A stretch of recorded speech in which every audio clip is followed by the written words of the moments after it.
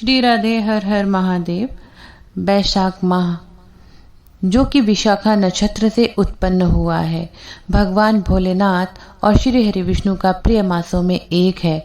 तो इस बैशाख माह में आपके सामने एक विशेष उपाय जो पूज्य गुरुदेव हमेशा से बताते आए हैं, ऐसे ही कुछ लगभग 3 उपाय लेकर आपके सामने उपस्थित हूँ।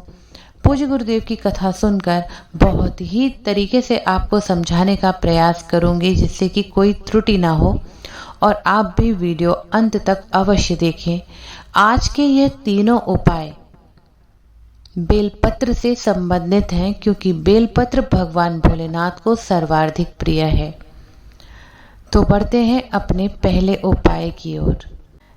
उससे पहले यदि आपने अभी तक हमारा चैनल सब्सक्राइब नहीं किया तो प्लीज़ सब्सक्राइब कर लें और जानकारी पसंद आने पर वीडियो भी लाइक अवश्य करें। बढ़ते हैं, हमें करना क्या होगा, इस उपाय से होगा क्या। यह उपाय आपकी बीमारियों का अंत करेगी। दवाई खाते खाते परेशान हो चुके हैं, कहीं घर में दादाजी को तो कहीं दादी को, नहीं तो माँ को तो ना पिता को। बच्चों को कोई ना कोई किसी न किसी समय बीमारियों से ग्रस्त ही रहता है, और कोई बीमारी ऐसी है जिसका कि कोई हमें सॉल्यूशन मिल ही नहीं रहा कि हम क्या करें। तो आपको बैसाख मास में यह उपाय अवश्य करना है। आपको करना क्या है, आपको सबसे पहले लेना है एक बेल का फल। इस समय मार्केट में बेल का फल बहुत ही आसानी से उपलब्ध हो जाएगा, क्योंकि देखा होगा आपने बहुत शरबत वगैरह मिलता है। तो बस या तो आप बाजार से ले लीजिए एक बेल का फल, या आसपास कोई बेल वृक्ष हो तो आप वहाँ से भी ले सकते हैं। पर ध्यान रखें, सोमवार के दिन, प्रदोष के दिन कोई भी बेलपत्र या बेल फल ना तोड़ें। ठीक है, बढ़ते हैं आगे।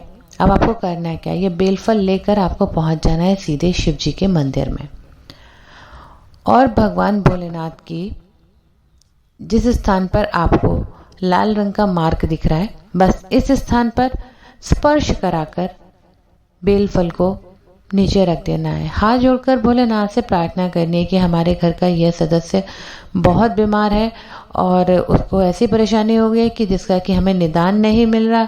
तो हे प्रभु, आप इस बेल फल को एक औषधि बनाकर हमें आशीष दें। फिर झोली फैलाकर वह बेलफल आप घर ले आएं। अब आपको क्या करना होगा, इस बेलफल को आपको पूरा बैसाख महीना घर में रखना है। बैसाख में यह बेलफल प्रसाद वाला, औषधि वाला नहीं खाना है। और बैसाख मास समाप्त होने के पश्चात आप इस बेलफल को गूदे सहित भी खा सकते हैं, चाहे तो इसका शरबत बनाकर भी पी सकते हैं।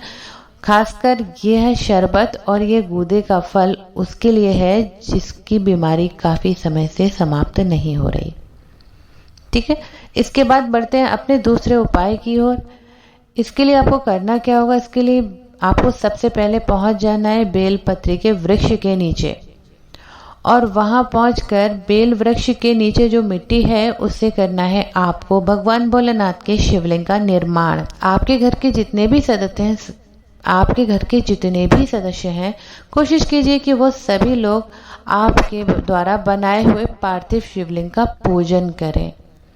वैशाख माह के किसी भी दिन, वैसे तो मासिक शिवरात्रि, अमावस्या, प्रदोष और सोमवार का विशेष महत्व है, परंतु आपको जैसे भी सुविधा लगे, आपको जो समय मिले, आप उसी दिन अगर ये बेल वृक्ष के नीचे शिवलिंग का निर्माण करके सपरिवार यदि पूजन करते हैं, तो इस पूजन से आपके परिवार की सभी मनोकामनाएं भगवान भोलेनाथ और माँ गौरा शीघ्र अतिशीघ्र पूर्ण करते हैं। इसके पश्चात बेलपत्र के अंतिम उपाय की ओर बढ़ते हैं, तीसरे उपाय की ओर। और इसमें आपको करना क्या है, लेना है सबसे पहले एक बेलफल और उसको बीच में से 2 भागों में तोड़ लेना है। तोड़ने के बाद जो इसकी ये कटोरी नुमा प्याली होगी, उसमें से गूदा निकालकर इसमें जल भर देना है, और इस जल को हाथ में लेना है हमें। दूसरे हाथ में तांबे के लोटे में घर का भरा हुआ जल लेकर पहुंच जाना है हमें अपने शिवालय। अगर आप चाहें तो ये उपाय आप घर में भी कर सकते हैं। बैसाख माह के सभी उपाय आप प्रातःकाल ब्रह्म मुहूर्त में अवश्य कीजिए, आपको पूर्ण लाभ प्राप्त होगा। संभव हो आप शिव मंदिर जाएं, न जा सके तो आप घर में ही ये उपाय करें। तो आपको एक हाथ में तांबे के लोटे में जल लेना है, दूसरे हाथ में बिल्व फल की जो कटोरी है उसमें जल लेना है गूदा निकालकर, और इस जल का आपको भोलेनाथ का अभिषेक करना है। यह जल आपके घर की कलेश, पति पत्नी के संबंध के साथ साथ घर में एक दूसरे में प्रेम की वृद्धि करता है।